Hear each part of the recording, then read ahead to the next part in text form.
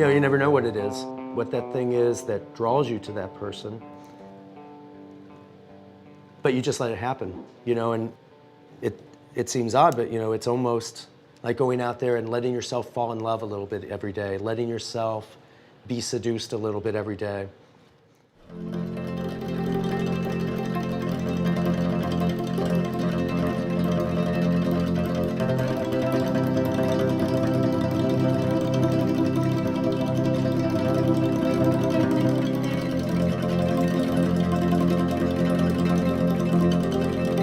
I grew up playing sports and slowly kind of got into fashion when I was in junior high. You know, I mean, it was a great way to attract girls. It certainly set me apart from all the other kids in a Midwest junior high. Growing up looking at magazines from 7th grade until, you know, now, without specifically trying to, I think you just pick up a visual dialogue, a visual understanding, and so it wasn't really the technical aspect of photography, but how it communicated to me, how it created certain curiosities to a kid in the Midwest who would look at Vogue or look at GQ and think, wow, that is really a different world.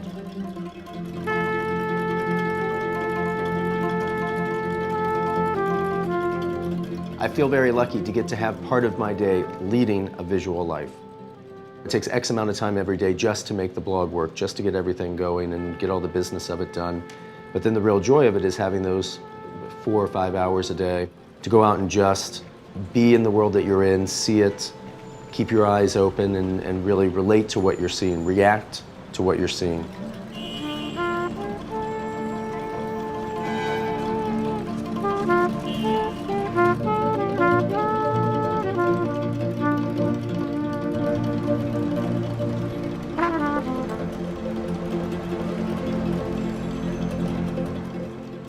The fact of the matter is, you know, I didn't grow up dreaming to be a photographer. I didn't assist for anybody. I just kind of started doing it. So for me, it's so instinctual the way I shoot.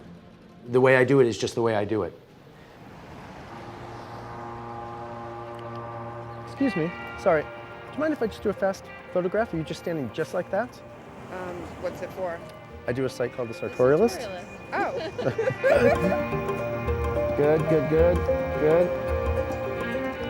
I don't see 100 images a day that I'd want to take. You know, I see 2 or 3, and so for me it's very easy to be patient and wait for those images because that's just the way I thought it was supposed to be. Thank you very much. I appreciate it. I love your site. Sorry I didn't know who you are. That's okay. It's the man behind the camera. Exactly. It's always the genius. It's easier to recognize me looking like that. Thank you very much. Have a good afternoon.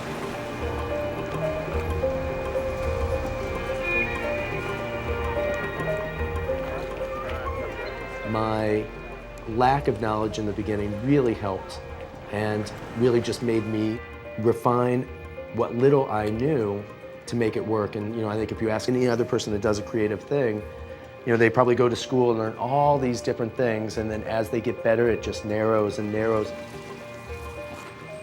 You could ask most chefs, they would need 5 ingredients, 1 pan, and a stick of butter, and they can make the best meal you've ever had.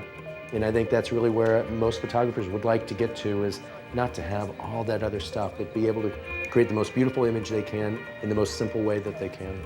Right there. Stand really straight like this. When I look at something, I don't really think, you know, is that fashionable enough? You know, is that of the moment enough?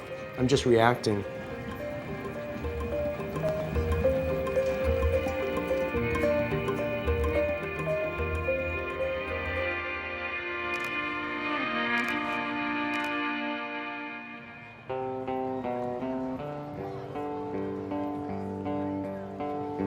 In the turn of the century, there was a photographer named Lartigue who went out and shot on the street and kind of were documenting people of their time. And today, to us, a lot of those photographs seem so romantic. You know, we look at the old Lartigue photographs and we think, oh, everyone was so beautifully dressed. But if you went and asked somebody in 1910 and showed them that photograph, someone that had a real fashion point of view, and said, you know, how is this woman dressed? She might say great, or she might say horrible. She might say that's so 1905. But we've really lost that thread. We can't really differentiate between what looks right for that moment. Where now, with the blog, I can take a photograph and have it up on the internet and share it with people across the world. people of this moment can comment on how they feel that looks, how that fits in, if it's of the moment. I think will look very interesting 100 years from now. Good. The ability to be able to capture that and how that attitude is going to change over hopefully the next 30 to 40 years that I'll be doing this, capture something that we've really not been able to capture before. Great. Thank you very much. I appreciate it. Thank you.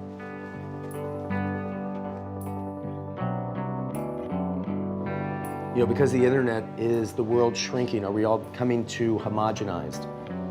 Milan hasn't changed, Paris hasn't changed, New York hasn't changed.